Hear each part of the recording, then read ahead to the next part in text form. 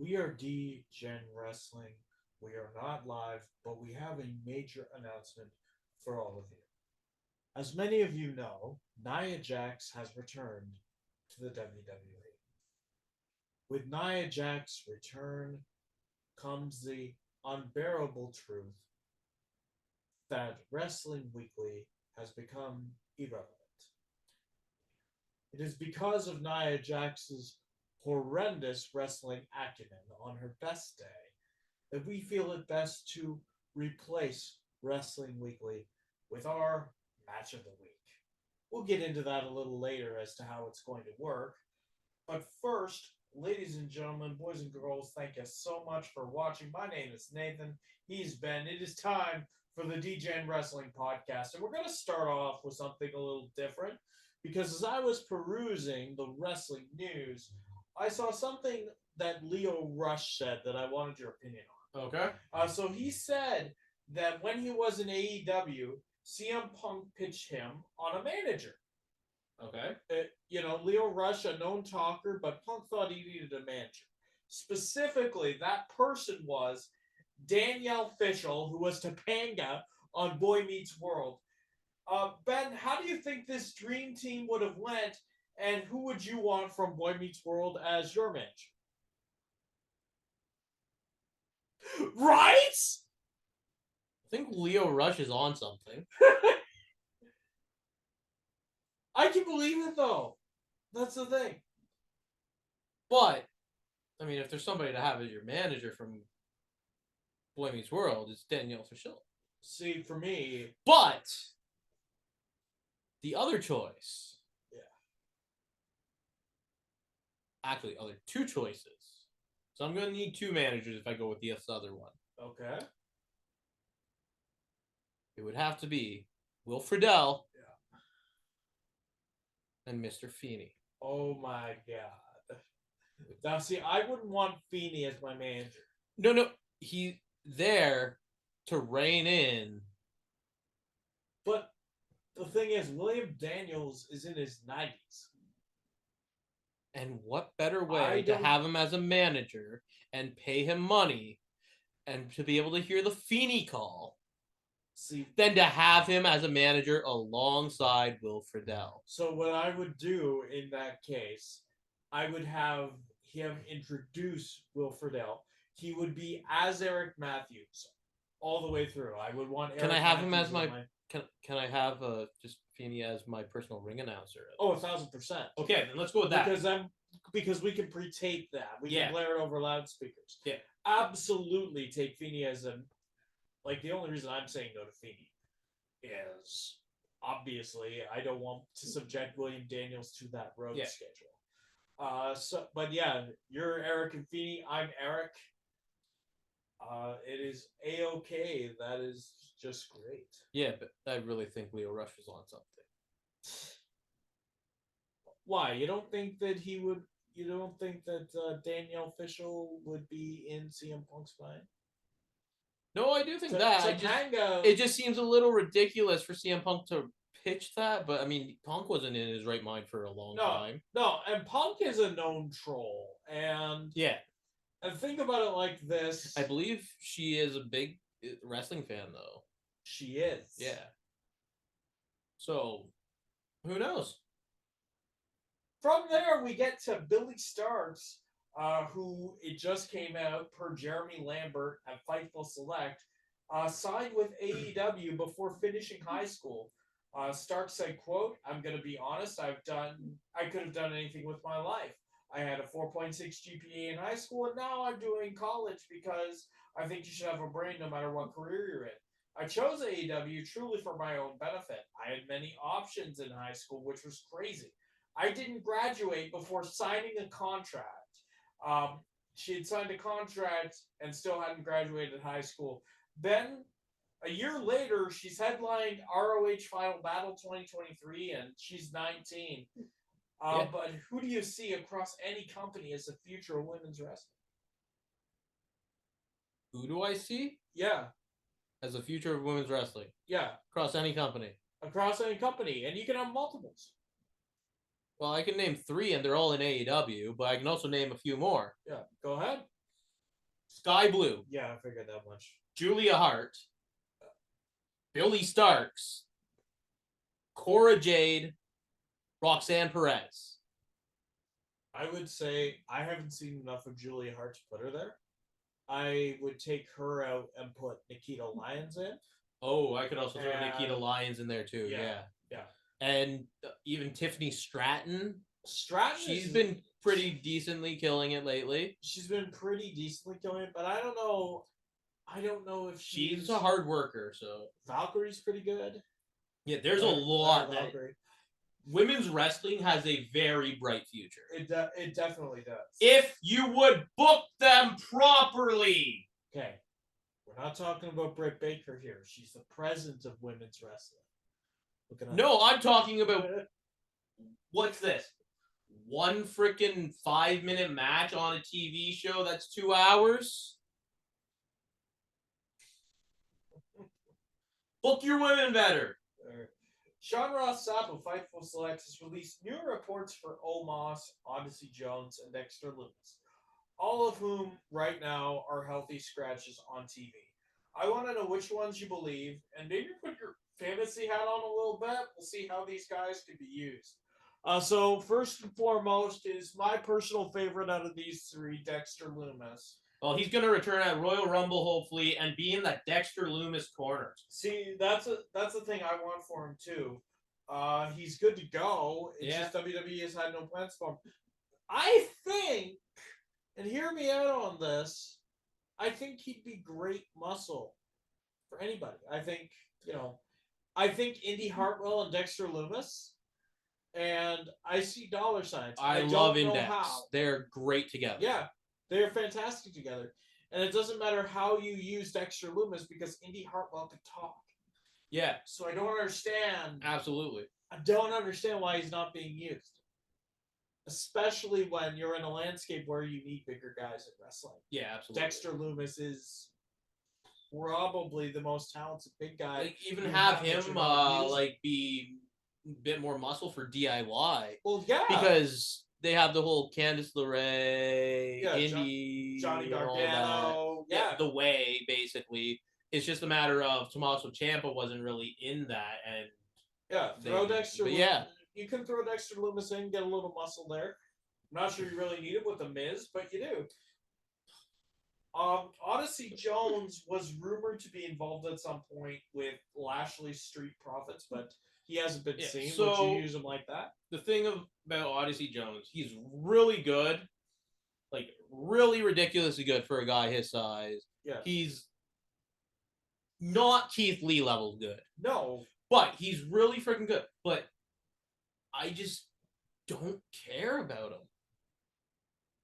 He's never shown anything that should be like, wow. It's just all been like, yeah, that's good, but... Yeah. But that being said, I mean, he debuted in May, and he's 29. Yeah. You can build something to make people care. I don't know. But right now, it's a matter of I just don't care. It's like, sure, he was called up to the main roster. You haven't used him since he was called up to the main roster, really? Yeah, no, they haven't. Leave him in NXT. Let him do his thing. Give us something to more care about. Actually bring him up properly. Yeah. So, again, I think he's got a huge upside. I don't know why WWE is just healthy scratched him for as long as they have. He works live events, but that's not the same as getting him in front of a TV screen. No, not at all. Omos, WWE views as a special attraction, but WWE currently has no plans for him. Well, Omos is a special attraction. He especially makes me want to not watch. See, that in itself is the exact opposite of what an attraction is. What are you talking about? I get very attracted to that bottle of whiskey that's nowhere near the TV when he's on screen. Well, I understand that, but again, that isn't really Omos. That is just your brain wanting to get away from it. Whiskey providing you an escape, It has to do with it. It has to do with them, but still, it's your body needing an escape, craving that whiskey. I'm just not getting it. That being said, for me, Omos is just, Yeah, just I don't understand. All jokes aside, Omos just isn't good. He can barely move. I don't see how he can really be a special attraction when nobody wants to really see him. Well, here's the thing. You've had big guys who have not moved the needle in that way. I think the Great Khali was the same way. But I can't believe I'm saying this. Khali had much more charisma than Omos. But was that because of who he was paired with? Not all the time. Not all the time. See, Omos was paired with MVP, and if MVP can't get you over, we got a bit of a problem. If you're in a match against Brock Lesnar, you have a problem.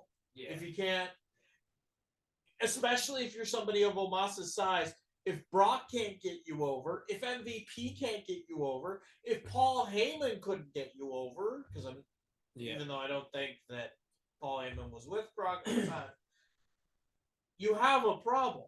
Yeah. MVP Paul is Heyman was remarkably good. Brock himself was really freaking good at that time. When he was with AJ Styles, AJ Styles couldn't get him over. AJ Styles one of the best wrestlers on the roster. Nobody really wants to see Omos. Yeah. Now, you can get somebody the size of Omos and say the Big Show when he was the Giant. Yeah. 7'2", 500.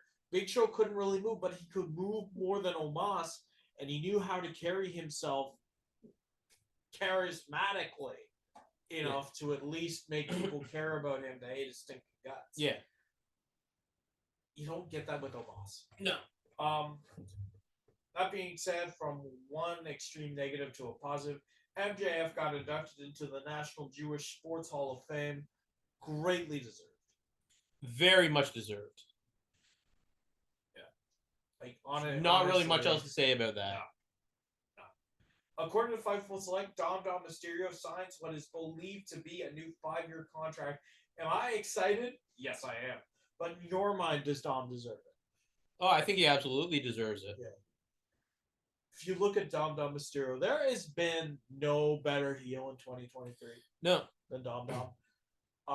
I don't care. You could say Rhea Ripley. But, I mean, 5 years is a long time to sign for too. Yeah, so they've got huge plans for him, and rightly so. Yeah.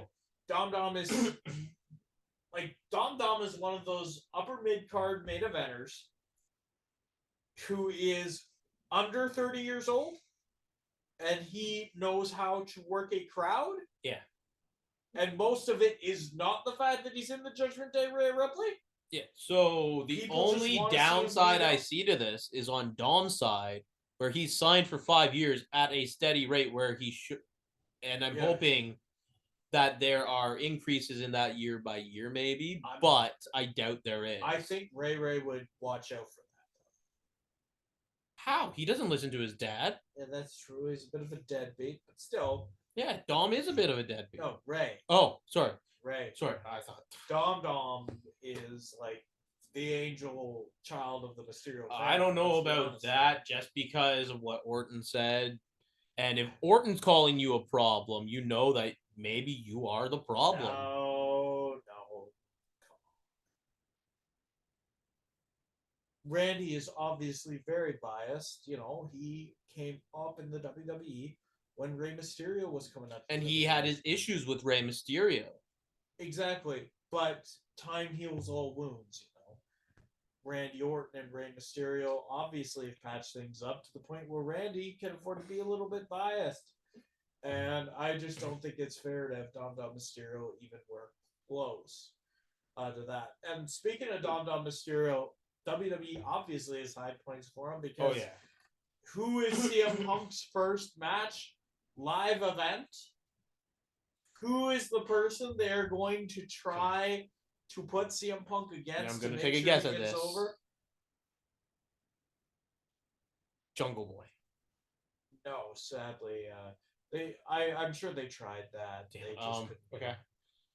Yeah. 2 more guesses. Yep, absolutely. Gonna go with Tony Khan? No, unfortunately. Like, again, they tried, but Tony Khan just... I don't know if it's him or if it's his dad, but one way or another, they could not broker it. One last guess. Yeah. JD McDonough. No. Best friend. Oh. It's not Finn. That's not Finn Balor. I was gonna say it's not Finn. R-Truth.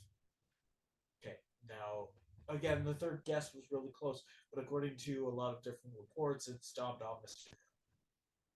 And what's even funnier is Randy Orton's first singles match back is against Dominik Mysterio. Was against Dominik Mysterio. There's so much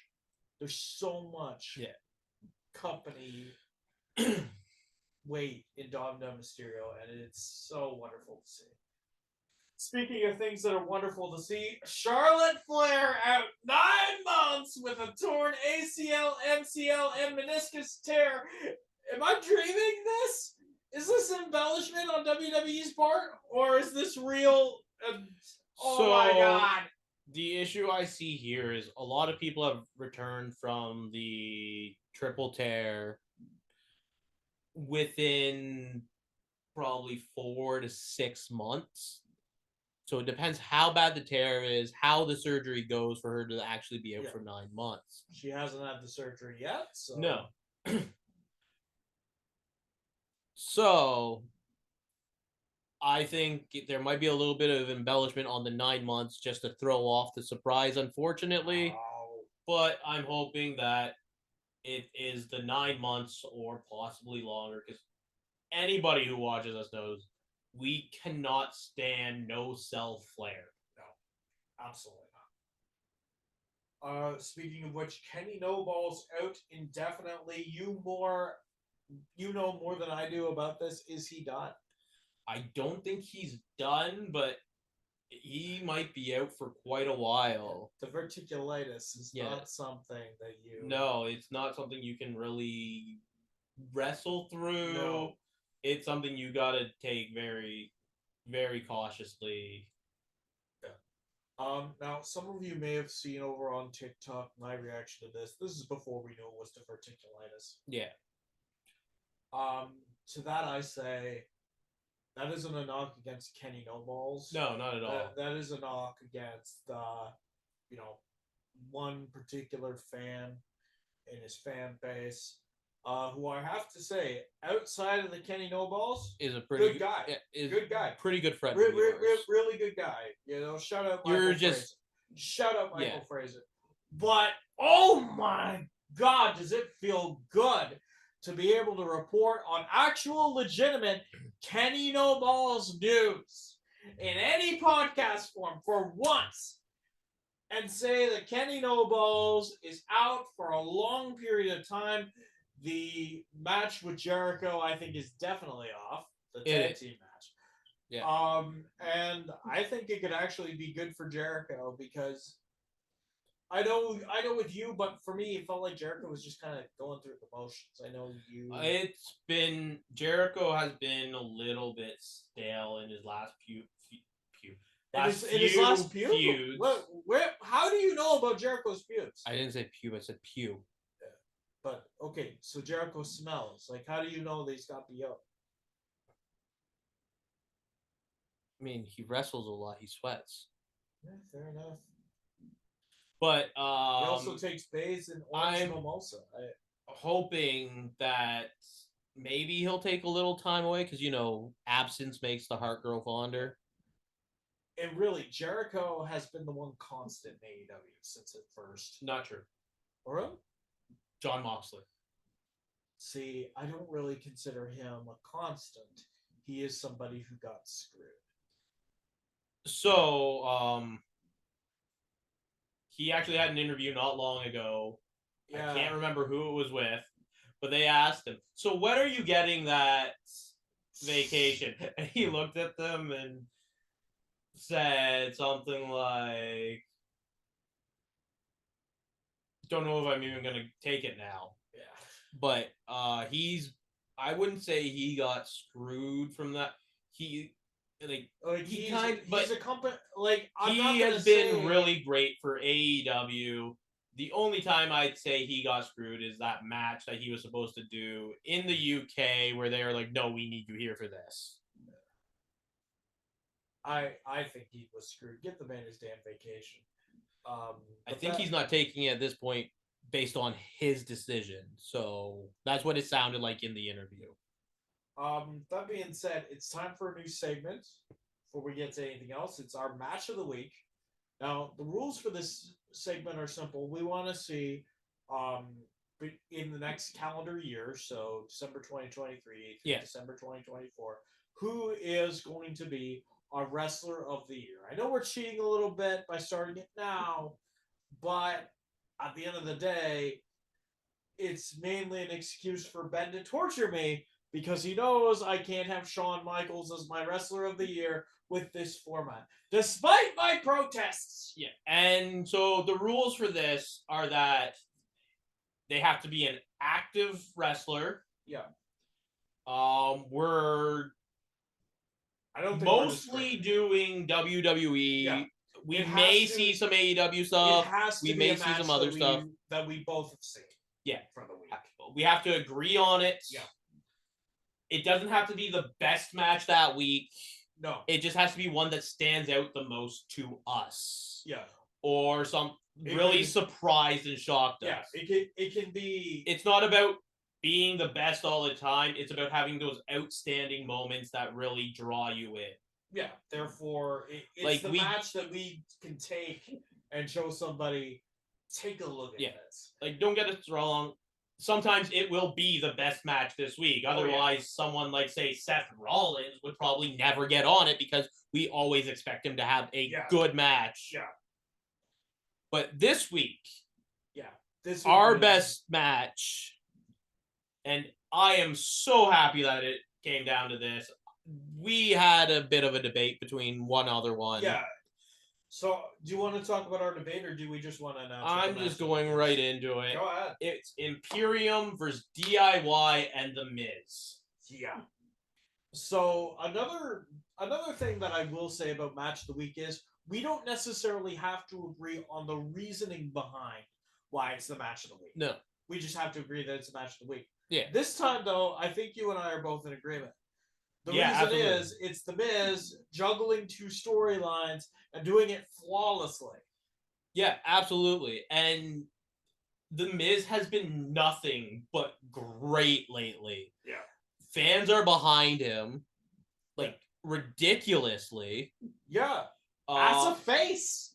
He's doing moves that Miz doesn't usually do. No. Because a lot of people were like, Miz can't wrestle. But Miz can wrestle. Miz can do those moves. Miz chooses not to do those moves. He's had he's had the career he's had because of not doing moves like that all the time. Yeah. And just showing that he can work Johnny Gargano style. Yes, he can. The way he works against Imperio. Miz is an all-arounder in wrestling from what it seems. Yeah, he is killing it right now. True. And he's the whole package, putting it all together. So that is a congratulations to Miz, Johnny Gargano, Tommaso Ciampa, Ludwig Kaiser, Giovanni Vinci, and Gunther. Walter! Each one of them gets a point from us because they're all in the match. Yeah. For this week. And then we'll see what happens next week with who gets that. Yeah. Because everyone in the match gets a point. Yeah. Unfortunately, even if there is a bad spot in the match, because it is about the match, not so much about the person. Yeah. In this case, it was mainly the person propping up the match. It was the people propping up the match. Johnny Gargano, Tommaso Ciampa, Ludwig Kaiser, Giovanni Vinci, and all had a great performance as well. They did. And if you take a look at the in-ring action, it is probably number 2 or number 3 of the matches all throughout this week in WWE, at least that I've seen. I would argue that Carmelo Hayes versus Grayson Waller from an in-ring perspective, that is an honorable mention right here because that is the one we debated on going over this. But when you look at the character work in The Miz, again, it's what stood out to us the most. Yeah, and just the story going on with that whole group as well is great. Miz Ciampa, Miz Imperium, Miz Gargano, like even from before, but Miz Gunther, DIY, Imperium, it's just great. It's how to do long-term storylines well. Yeah.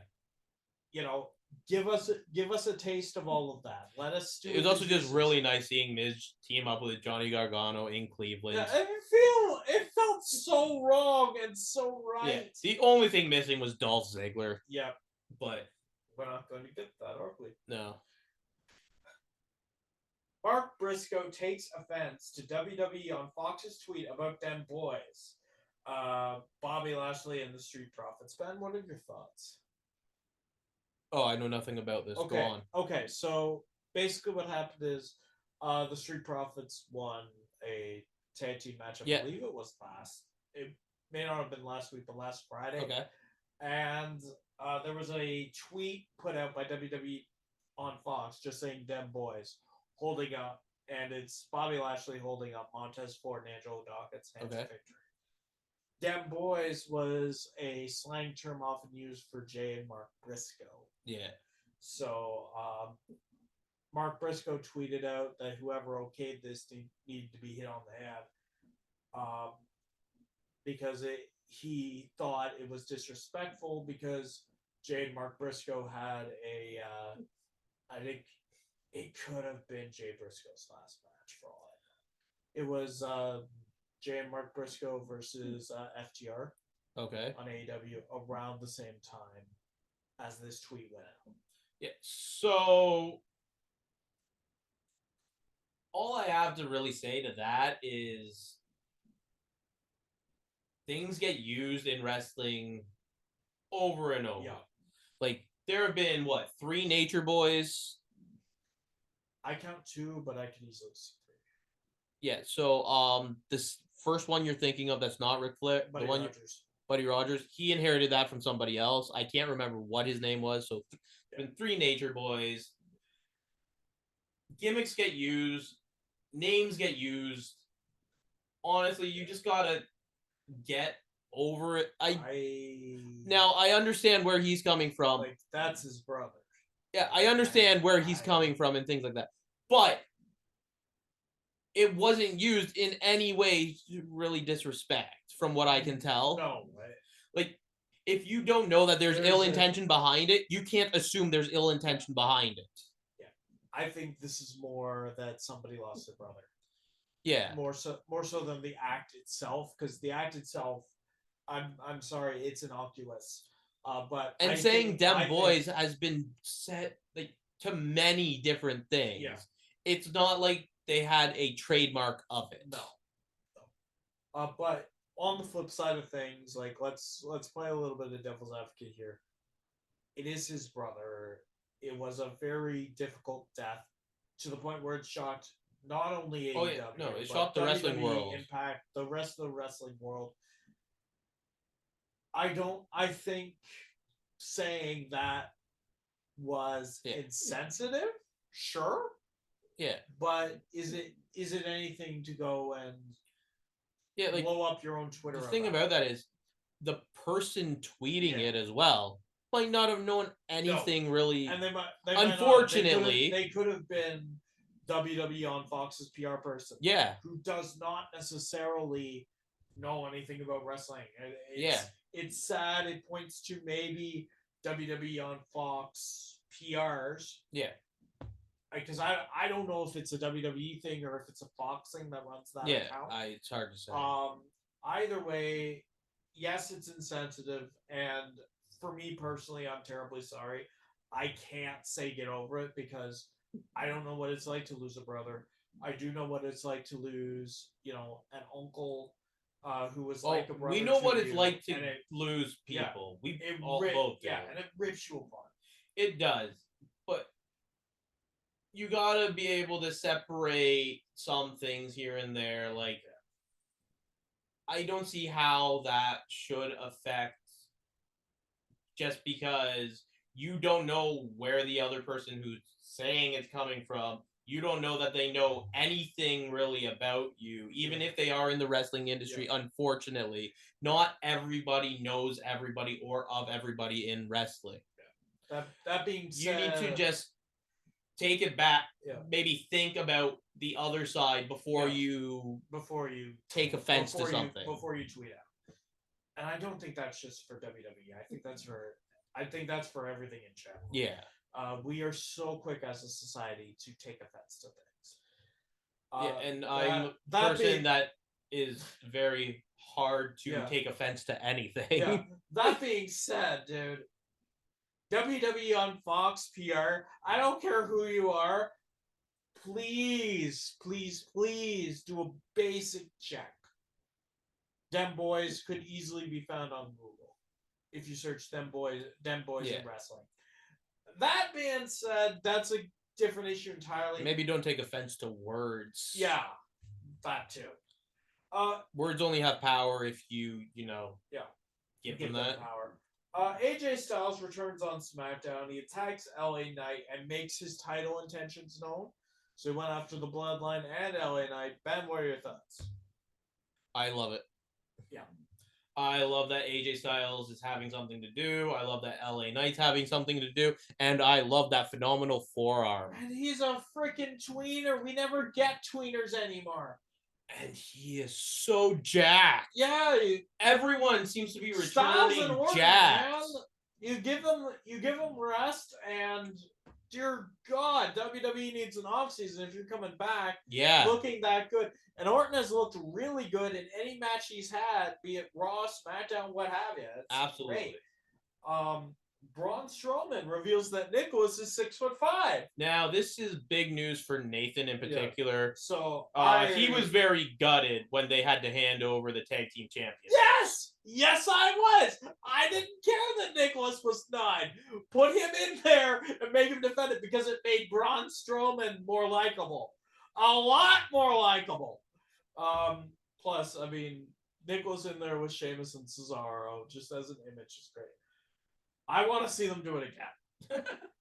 And don't tell me it can't happen because John Cone is still with the WWE. Don't tell me it can't happen. Cesaro's not with the WWE. I don't care. Get him back for this. It doesn't have to even be against Sheamus and Cesaro. Put him against the Brawling Brutes. What have you? Braun Strowman and Nicholas. Bring back the greatest tag team of WrestleMania. What was it? 33 or 34? I don't remember. Either way, it was one of the best moments out of whichever WrestleMania it was. To you. I don't think it was just to me. I think it was WrestleMania 34. There were a lot of people who did not like it. Well, they're wrong. Those people are wrong. I take great offense to that. Mick Foley believes Rhea Ripley to be one of the great characters in the modern generation. Ben, is he right? He's not wrong. No. When you take a look at Rhea Ripley and how she's been built and how she's been maintained. Yeah. The only thing I had an issue with Rhea Ripley is her booking, really. Like, there have been so many times where she hasn't had a match on pay-per-view when she's supposed to be the champion, basically. But at the same time, you can make the same argument about Roman Reigns that we have. Where I think it's... But Rhea's been there and available is what I'm trying to say. You couldn't force Roman Reigns to be available. Apparently not. They gave him way too much power in his contract, so I don't think they can. See, for me, I would just go as WWE, and I would ensure that Roman Reigns be as available as they can make it. I would not have given Roman Reigns that much power. Yeah, but that was done before. I'm of the opinion I've got issues on Roman Reigns. That being said, Rhea Ripley, I think, is how you do Roman Reigns correctly. Yeah. She doesn't have to be on every pay-per-view. She doesn't have to be on every show. No, but when she's getting bumped from pay-per-views because time constraints, that's where I have an issue. Where was she bumped on a pay-per-view? There was, what was it? It was... I don't recall. A couple pay-per-views I don't ago, recall I believe. ever seeing that. Yeah. She was bumped. Yeah, she was. I don't think she was ever advertised for a match on those pay-per-views. Like, please look it up. So, but no, it wasn't that she was it's that she was bumped to the Raw defending it because there wasn't enough time on the pay-per-view. That's more of a it was an issue. Internal thing. Yeah. But it was never advertised. But yeah, it should have been on pay-per-view. That because it was better like than the women's match that was on the pay-per-view. That doesn't seem like an issue with Rhea Ripley, though. That No, seems like an issue of WWE. That's why I said the booking of her is what I said is the issue. That being said, I look at Rhea Ripley. I'm okay with stuff like that, because Rhea Ripley as a character is really good. I think it's how you do Roman Reigns properly. She doesn't have to be on every show. She doesn't have to be in the main event all the time. She can go and manage your stable and build your stable and not be on the show and it'd be okay. When she is in a match, it doesn't matter if it's free TV, pay-per-views, what have you. She looks freaking amazing in those matches. And she makes whoever she's against look amazing in those matches. Except for Maxine Dupree. But nothing on Maxine Dupree there. She is green. She's only been wrestling for a few months. And to throw her in there with Rhea Ripley was kind of not a great choice. But they made the choice. It wasn't a bad match. It wasn't good. No, it's just that they tried something different. Yeah. Which, all for it. It didn't work. It didn't work. Maxine needs a bit more work. She knows it. Yeah. Everyone knows it. But they tried to give her an opportunity, which is great. It's good. That being said, keep Nia Jax away from her. Absolutely. I don't even know why you have Nia Jax and Becky Lynch, to be honest. Keep Nia Jax away from everybody. Yeah, she killed off our segment. Liv Morgan, this is probably the biggest thing that we have other than our topic. Liv Morgan was arrested on the weekend in Florida for possession of wacky tobacco and drug paraphernalia. in the form of a vape. Yeah. Now, there have been conflicting reports about this, but one thing that has always been consistent is that there's no heat on Liv Morgan internally. Absolutely. And thank God for that. I don't know if has she been formally suspended because it is a wellness policy. I haven't seen anything about her being suspended because it is not a wellness policy violation anymore. I know she's up for, what is it, a year in time for possession. WWE is actively helping her in this case because it is being said that the vape pen that has the oily substance, as they are referring to it, was left in her car by somebody else. Yeah. Which is the major thing she is caught on. So, that being said, I think you and I are in agreement on this one. Please make sure that nothing happens. Yeah. That could mean Liv Morgan faces jail time.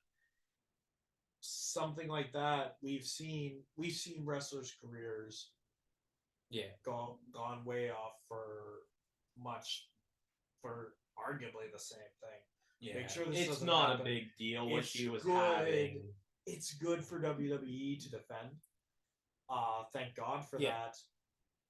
Because we've seen a lot worse than this. Yeah. And I don't even know why the state of Florida is being that crazy about marijuana. Yeah. That being said, if you're not a huge fan of marijuana, I know I'm not. I just know it's legal here in Canada. But that's another story in of itself. So on to our main topic for the evening. CM Punk opens the door for WB Discovery. It's breaking seemingly everywhere. AEW believes their relationship with WB Discovery to be strong and healthy, but according to Dave Meltzer, so take it with a grain of salt, It may not be all as it seems. WWE Raw is losing its home at USA in favor of Friday Night SmackDown, which has attracted some bidders. One belief was that WB Discovery had pulled out of the bidding wars, but recently re-entered upon CM Punk resigning with the company. So we're going to talk about whether we see WWE going to WB Discovery and what it could mean for AEW and American wrestling as a whole. Okay. So first things up. First, I think I'll start this off. Do I think WWE is going to WB Discovery? Only if they're the highest bidder. It's very much a possibility. Yeah. With Vince McMahon not being around anymore. Yeah. I see it going to the highest bidder. If that is WB Discovery, that's great. Vince McMahon had a lot of pride in going against Turner and TNT. Yeah. So I don't believe if Vince truly has power in TKO Holdings that it would ever go, regardless of what WB Discovery was offering. That being said, with Vince seemingly reduced to a figurehead position, and then the other hand being it could end up messing up AEW. Yeah. That might be a big bid for it as well. That being said, I don't know what the offers going around for Monday Night Raw are. Me neither. I have heard somewhere around $400 million. Yeah. I don't know how long of a term that would be for $400 million. I think 3 to 5 years. I could see it for 3 years, but SmackDown got somewhere in like 1.2 to 1.4 billion for 5 years. So I can't imagine them. Yeah. So Raw is looking for more than what their last deal was. Yeah. That's about all I know. But pretty well anybody's looking for more than what their last deal was. That being said, let's say, as you say, Raw goes to WB Discovery. WB Discovery drops AEW. Yeah. Where the hell does that leave them? AEW, you mean? Yeah. It leaves them without a home. Do you think they get a home easy? I think they could potentially, but I don't think it would be anywhere near as lucrative as what they need it to be. It should be, or anywhere that is really prominent. So I could see them going to something like a Spike TV.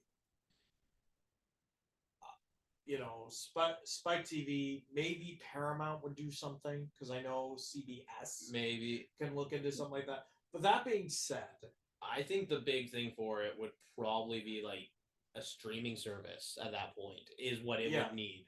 And then even then, if it goes to a streaming service, or hell, if AEW goes to WWE Network route on a streaming service, what the hell do the contracts look like? What the hell do the residuals look like? If you look at anything that the WWE Network did and Peacock did, and most of what sports are doing nowadays, it doesn't matter. It doesn't matter if it's Amazon. It doesn't matter if it's Apple TV, what have you. Whatever sports are there, are doing it as a supplement. Yeah. NBA, sure, it streams its own stuff, but it's got network deals up the wazoo. Same with NHL. Same with MLB. Same with NFL. Because streaming in of itself is not profitable when it's the sole item. Yeah, and that they're going where it's what stations are really interested in bringing that back, bringing in sports, because some stations are phasing out sports, which is why the market is actually narrowing, which is also why prices are driving up. Yeah, because it's like, oh, this person's getting out, I can put a bid in, but then this person's like, oh, I gotta put a bid in because we're gonna be like 2 or 3 competing instead of a bunch. Yeah. I could see AEW going to something like, an Amazon. I could see AEW going to something like a Disney Plus. pointless. Yeah. I just think when you look at what the network deals are, what streaming deals are, I am greatly concerned. Yeah.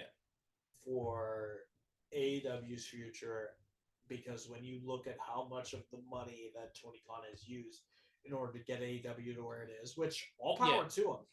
Absolutely. That money is number one, his father's, and number two, WB Discovery. If WB Discovery pulls out and your well is only half of what it was, a third of what it was, quarter of what it was, you're going to see big changes in AEW. You're not going to see Sign-A-Palooza. You may see the expiration of your mega money deals with people like, say, off the top of my head, Adam Copeland, Claudio, Brian Danielson, John Moxley, Jericho, even Brian Danielson. I don't know. It's a bit of a special case with him. Moxley. Again, I could see Tony Khan wanting to hang on to. Jericho, no. I could see him in your pool. But again, I might even see Kenny Omega in your pool. Again, big money situation. If they can't afford it. If they can't afford it, then everyone. Yeah. I don't see AEW dying because of this, but I can see this being a fatal blow. It could be a huge blow that leads to it because. Yeah, like. A broadcasting station pulling out and going with somebody else, that's pretty huge. It's major. Or just even pulling out in general, because that's what ended up happening to WCW. Yeah. And the thing is, AEW's ratings are okay. AEW's ratings are actually considered good still. For any TV, really. Yeah, they're okay. But if you're telling me that you can get the number one rated wrestling program in the United States, pretty much in the world, actually. Everywhere that is in Japan, really. Even there. I know they're high up in Japan. I think their Japan is better over there. I'm not sure. Well, we'll look into that. But easily the number one most recognizable brand of wrestling. All across the world. You've got to look at that like,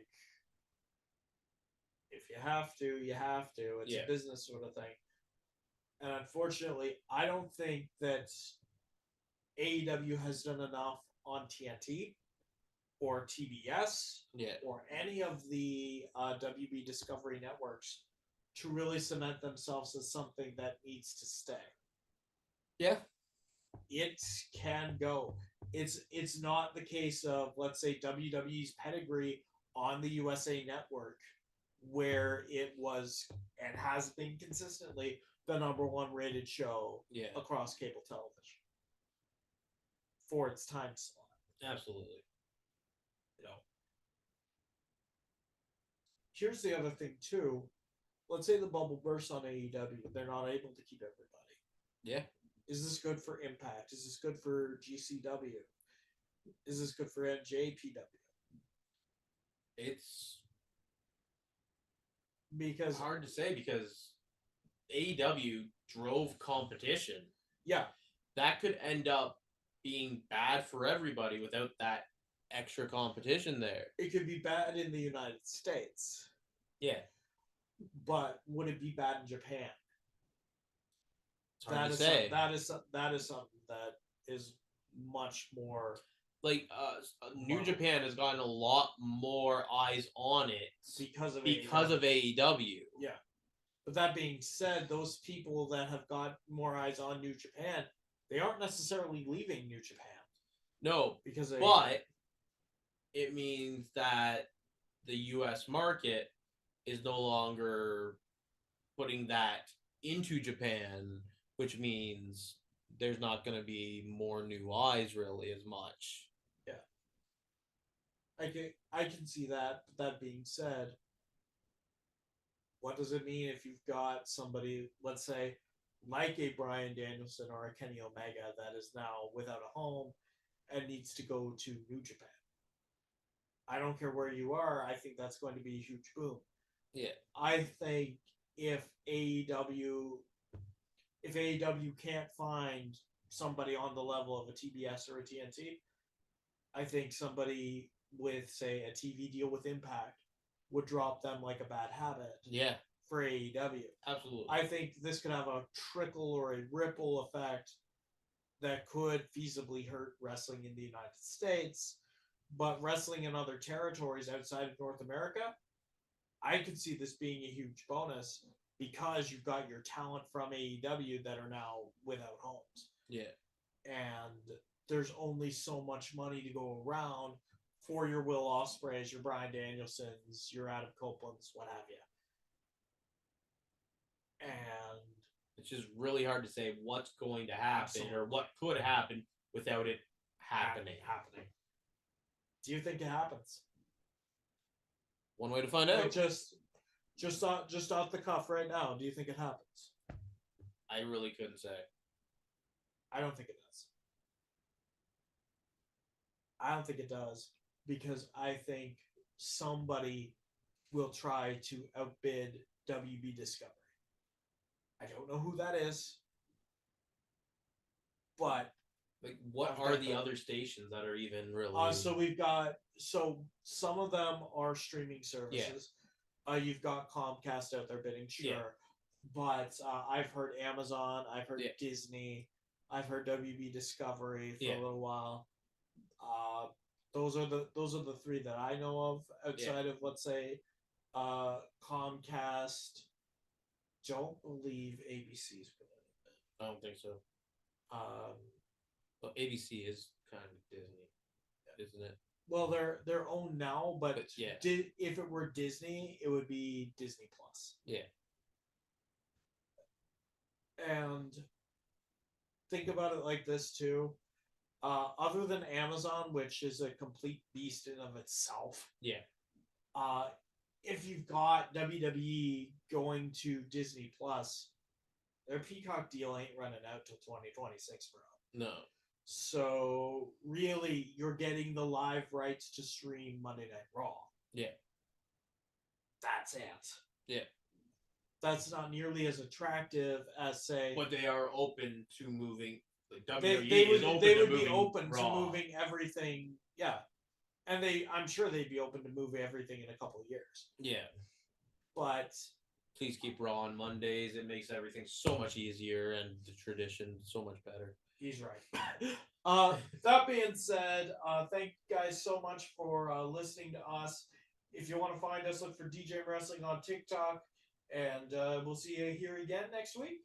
See you next week.